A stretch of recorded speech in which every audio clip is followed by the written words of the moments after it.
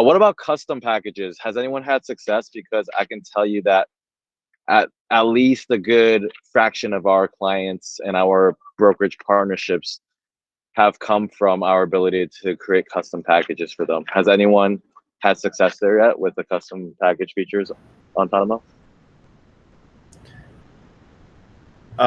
We did take you and Stephen and John's advice and create a 45-second video product and created a lower tier package. Finley can comment, but I think we definitely sold quite a few of those. And then just this week, we had a client ask us about Instagram Reels, which, we're managing social media for 30 some real estate accounts right now.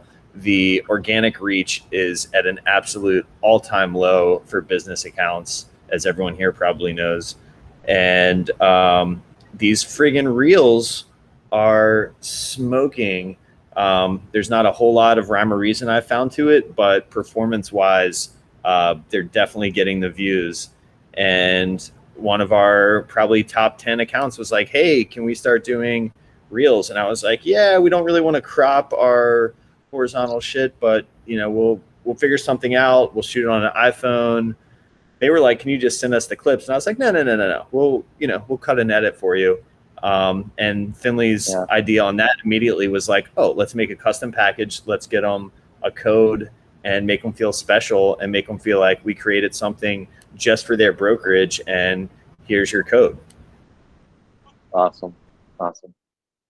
I think in time, as you guys scale your business, you'll find that larger and larger organizations, they have more agents to please. They have more bodies to please.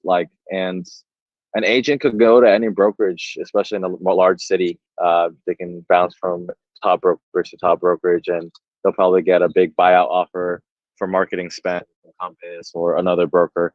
And so brokers oftentimes have to compete to win and keep their agents' business, and that's where custom packages really comes into play.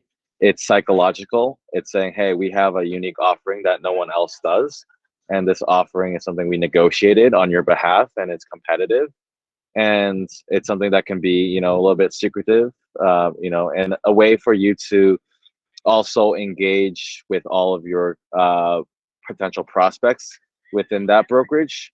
Now you have so much more of a reason to call every single one of the agents at, let's just say, Sotheby's that you just landed a partnership with and said, hey, we worked with Mark and Deborah on this exclusive package for you guys because we want you guys to succeed this year.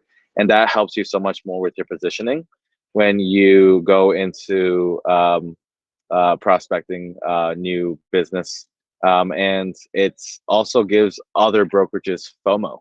When you go into a brokerage and say, hey, we negotiated something custom that I can't really disclose to you with Sotheby's, but I would love to do something at that caliber for you. If you can make sure that all your agents are on board with it, we can come up with something very competitive. And also that's cutting edge. Like we're going to include the reels. We'll include, things that we haven't even released to the mass market yet. And so just keep that in mind, that you can play chess essentially with brokerages and kind of get them to compete with each other, and also understanding their motivations on why they want a custom package for their brokerage. Hey, how are you doing recruiting agents? Are you able to retain all your agents from last year? If they haven't been, then why? Are you losing agents to other brokerages for XYZ reasons? Here's a way that we found, for brokerages to retain more agents is by creating a custom marketing package that makes the agent feel like they have a unique tool that they wouldn't get anywhere else. And, at some point you'll saturate the market and everyone will have the custom package. But for now, it's your secret sauce and it's their secret sauce for the time being. So that's the topic about custom packages. So best time to hire is probably after slow season. That way they're not trying to sell through November and December, where agents are probably spending time with family and not really trying to do much business. And it'll be a lot of just like trying to connect for the sake of connecting, and there might not be business that translates. So Best time to hire is that time, but in terms of onboarding and getting them ramped up, I would say it's probably in the springtime. That way they can have the summer to really hit it hard. In terms of when, I would say you could be a small business and hire a full-time salesperson as long as you could take on the business, right? When not to hire is if you have more business than you can handle. You should probably focus on hiring a photographer first. So it's always going to be that chicken and egg problem. We've gone through it multiple times when, we're like a little chicken and then the egg's this big, and then our little chicken who's like our CS can't sit on all the sales that are coming in. So um, basically you'll run through that problem as you scale, and it's less painful over time. It's a significant investment when you first start, because let's just say you have, too many sales and you have 5 photographers. Bringing on one photographer is increasing your photographer supply by 20%. Whereas when you're at 20 photographers, if you hire one photographer, you're increasing your supply by 5%. So you're going to significantly see that increase in overhead, especially if you're guaranteeing some level of hours. So just keep that in mind. It's definitely a little bit more painful at first, especially because you need to also develop systems and manage them. Once it's scaled out, you can potentially have a manager to kind of keep track of their performance and how many calls they're making. But Andy, I love seeing your document. You kind of set high level goals of where you want them to be. But just keep in mind, like, action oftentimes leads to results, and sometimes like it's just the simple things. Hey, are you calling 30 people a day? And that should be a base level, KPI beyond like their high level, like, hey, let's try to go for $50,000 of revenue. Just to give you guys some insight about numbers, like Colby and I, we I mentioned about like when you bring on new employees, it's going to be painful because it adds significantly in terms of a percentage to your overhead. As a founder, if you want to throw money at the problem and you're okay with spending a little bit more, that's fine. But if you want to kind of run the most well greased engine, you have to fill in the gaps. So if you have too many photographers, you need to sell yourself. If you have too many shoots, you need to shoot yourself. And Andy, I know you've done that. So once either situation has been, kind of tipping in one direction, you need to kind of be the guy who runs on the other side and jumps on the scale a little bit, or the seesaw between sales and production. In regards to like our numbers, we have 6 sales team members that brought in 115 new projects, equating to $115,000 of new revenue. These are clients that are booking for their first 3 times. The cost for a new client is around 40% of revenue, is what we're paying, but we're not paying them any sort of long tail residuals. Like, we're not paying them a percentage of the lifetime bookings of a client. We're paying for them usually for the first 3 sales. And we give our sales team members 5 to 10 major accounts where they can collect a small 3 to 5% residual on. That way they can still maintain some level of relationships with them. Can you say that one more time so I can take quick notes on it, please? So on like the $120,000 of revenue, yeah, it's costing us around 40%. So it's costing us around $45,000 to bring in that revenue.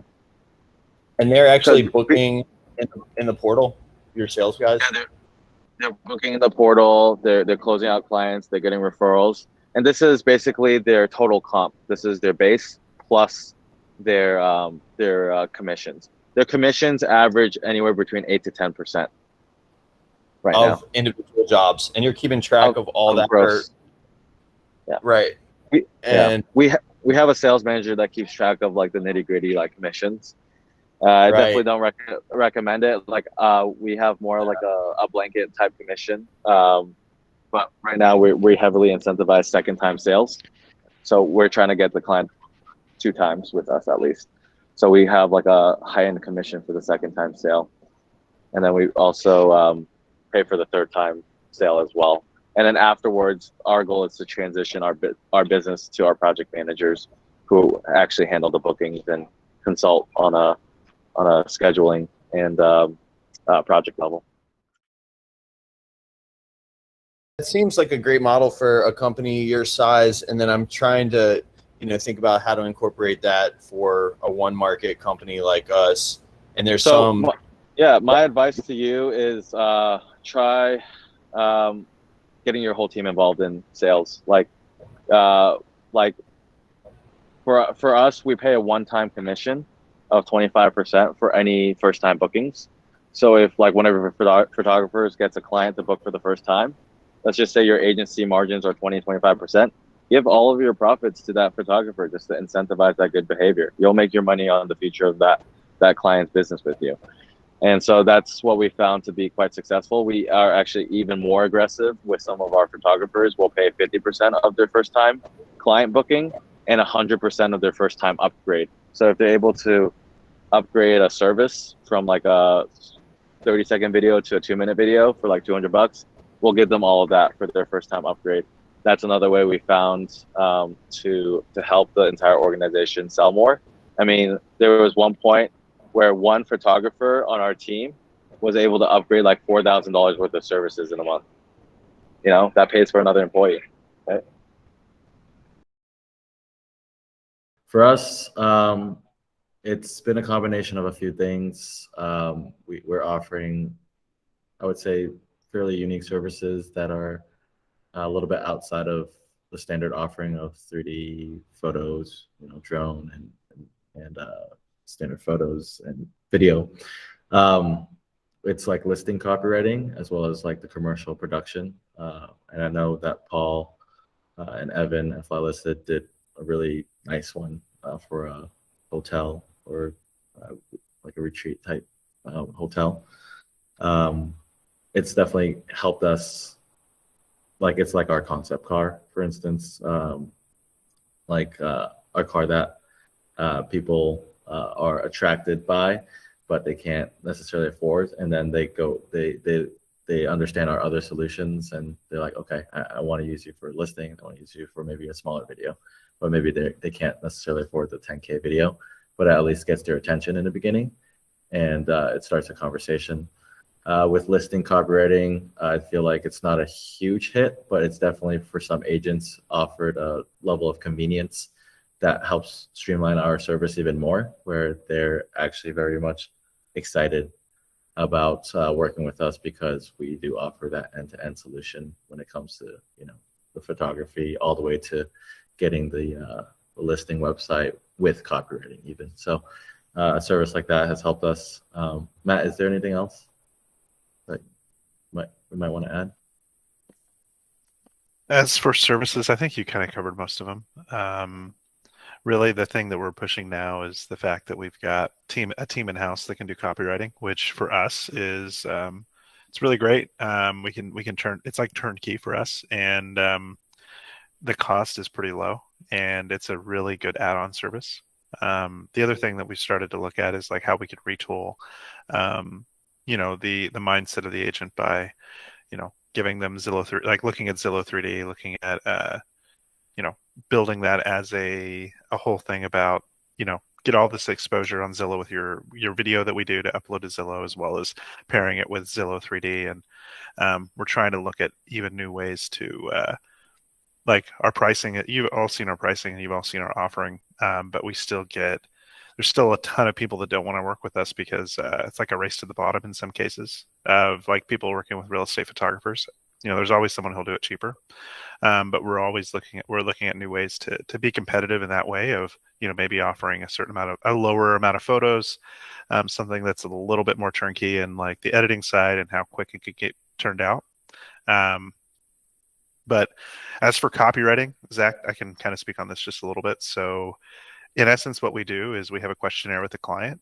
They kind of submit a couple answers, talking about the property, because there are some like factors that we don't know about the property. Like so-and-so lived in it in the 60s and they died there. I don't know. We don't know that. But, or no, I know they're not going to put that on the copywriting. But basically, like the agent's going to have like, think about it like 10% of the fluff comes from the agent. Like there's a little bit of personality that we want to get from them. But on our side, we use the photos, the tour, the video, the Matterport, and our team can actually, describe the property. In addition to that, they also do a little bit of research on the neighborhood and the community. And we offer a couple different levels from 1,000 character count, which is for MLS, and then we have a little bit longer for more descriptive properties that are for as far as flyers and websites that they end up creating. And then the other thing that we are going to start piloting at scale is the ability for them, because right now to pay a copywriter in the Bay Area, you're not going to pay less than $400 or $500 for somebody to come out to the property and actually describe it. But if we can do it a little bit cheaper, and it's a little bit more cost effective, we potentially might even have our copywriters have a FaceTime call with the agent for 15 minutes on site just to get a little bit more information out of it. But that's something that we're looking into as well. Yeah. And I think, the print and design also helps with the end-to-end. And we also offer renderings. I'm not sure how much you touched upon that, but just whatever. We're the type of organization where if a client needs something, before we say, no, we don't do it, we figure out how to do it or try to find a vendor who can do it and offer a way to bridge the gap, whether we middleman the transaction and offer value along the way, or we pass the referral. And that way, when we refer a client, it's a way to build a relationship with another agency that can potentially send you work as well. So just a way of thinking about partnerships and strategic alliances when it comes to building your products as well. I know you guys have success selling retainers, and something that I think Jenna said she saw what we were doing with the Acre partnerships, and it was a good idea, and that you guys actually had success implementing it. Can you tell us a little bit about it? It saved us a little bit, so to speak. Some of those didn't come until later, but we really wanted to capitalize on a lot of those in that time. But we learned more about what we should have been accomplishing a month or two before that. But basically, Jenna, my wife, she has an incredible background in just writing and communication. She was a personal assistant for a really high profile person globally and nationally. So she kind of understands that, but she's never had a sales job. Whereas I've been a car salesman. So I understand closing and getting to that. And she sold 45,000, I think, in 3 different retainer packages in 2 weeks, just because we were getting to a point where we were just trying to drum up things, and people that were in the office that might do some of our admin and operations type work were like, hey, I'm already talking to some of these clients. And basically all we were doing was we were pulling their report. We did something very similar to the Acre program, and we made different tier structures, gold, silver, gold, platinum, diamond. And, I think it was 5, 10, 15, 20. That 20 could be a 25. I think the highest we had on ours was 25.